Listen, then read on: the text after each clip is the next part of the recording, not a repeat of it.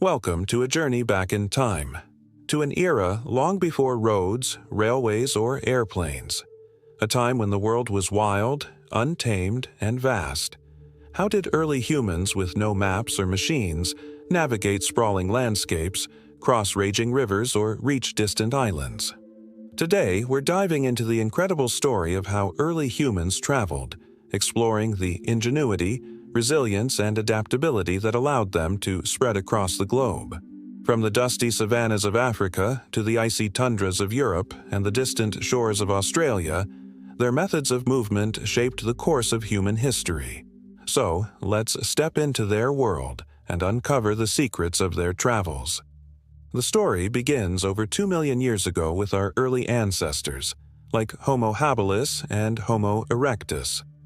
These early humans were nomads, driven by survival to follow food, water, and shelter. Their primary mode of travel? Walking. It sounds simple, but walking was their superpower. Fossilized footprints like those found in Latole, Tanzania, dating back 3.6 million years, reveal that early hominins walked upright, much like us. These footprints, preserved in volcanic ash, show groups moving together, likely for safety from predators like saber-toothed cats. Walking allowed them to cover vast distances, sometimes dozens of miles in a single day, tracking migrating herds or seeking new resources. Their feet, toughened by years of trekking over rocky terrain, were their most reliable tools. Unlike modern travelers, they carried little, maybe a few stone tools or animal hides. Their nomadic lifestyle meant they were always on the move, adapting to deserts, forests, or mountains. This relentless movement out of Africa, starting around 1.8 million years ago, led Homo erectus to Asia and Europe, laying the foundation for human migration. As humans evolved, so did their travel strategies. By the time Homo sapiens emerged around 300,000 years ago, they were master travelers. They didn't just wander aimlessly, they planned their routes based on seasons, animal migrations, and water sources. Archaeological evidence, like tools found across Europe and Asia, shows they followed corridors through valleys or along coastlines where food was plentiful. But walking wasn't always enough. To carry heavy loads, like meat from a hunt or materials for shelter, early humans invented simple tools. Sledges, flat platforms made of wood or animal hides, were dragged across grass or snow. These were especially useful in colder regions, where snow made walking treacherous.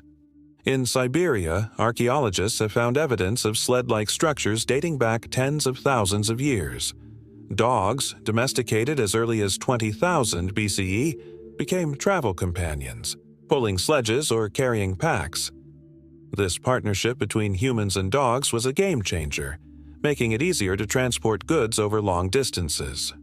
Was one thing, but what about water? Rivers, lakes, and seas were both barriers and opportunities. By around 40,000 years ago, early humans began to master water travel. The first boats weren't sleek vessels but crude rafts made of logs, reeds, or animal skins tied together. These were likely paddled with sticks or hands. Evidence from Crete and other Mediterranean islands shows humans reached places only accessible by water as early as 130,000 years ago. But the most remarkable feat was the colonization of Australia around 65,000 years ago. To get there, early humans crossed 5,100 miles of open sea from Southeast Asia. How? Likely on rafts sturdy enough to carry small groups, guided by stars or currents. These voyages required not just courage but knowledge of tides and winds, skills passed down through generations. In colder regions, like Northern Europe, they may have used animal hides stretched over wooden frames, precursors to kayaks. These early watercraft were simple but revolutionary, opening new lands and resources. Early humans didn't just travel, they thrived in some of the harshest environments on Earth.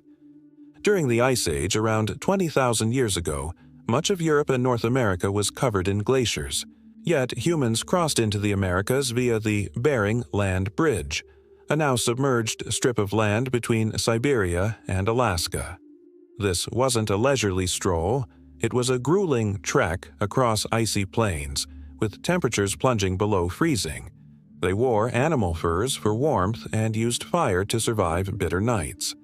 Their ability to adapt to extreme cold was key. In warmer climates, like the deserts of the Middle East, they learned to travel at dawn or dusk to avoid scorching heat, carrying water in animal bladders. Each environment demanded unique strategies, from snowshoes in the Arctic to lightweight shelters in tropical jungles.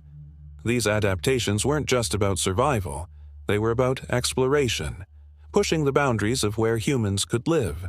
Travel wasn't just about physical movement, it was deeply social. Early humans traveled in groups, families, or small bands, because together they were stronger. A lone traveler was vulnerable to predators or starvation, but a group could hunt, share knowledge, and protect each other. Storytelling played a role too. Elders passed down mental maps of landmarks like mountains or rivers, guiding future journeys. Trade also spurred travel. By 10,000 BCE, humans exchanged goods like obsidian or shells over hundreds of miles, creating early trade networks. These journeys fostered cultural exchange, spreading tools, ideas, and even art. Cave paintings in France, like those in Lascaux, show how ideas traveled with people. Travel wasn't just about reaching a destination, it was about connecting communities, long before the concept of globalization existed. By the time the wheel was invented around 3500 BCE, early humans had already spread to nearly every corner of the globe. Their travel methods, walking, rafting, sledging, were simple but effective, driven by necessity and curiosity. These journeys shaped who we are today. The spread of humans across continents led to diverse cultures, languages, and technologies. Every step, paddle, or sledge pull was a testament to their resilience. Modern travel, with its cars, planes, and GPS, owes a debt to those early wanderers who navigated with nothing but their wits and determination. As we zip across the globe today, it's easy to forget the epic journeys of our ancestors. They walked thousands of miles, paddled fragile rafts across seas, and hauled sledges through snow, all to survive and explore. Their travels weren't just about getting from point A to point B. They were about discovery, adaptation, and connection. So, the next time you hop on a plane or drive down a highway, take a moment to think of those first travelers, whose footsteps carved the path for humanity's greatest adventure, exploring the world.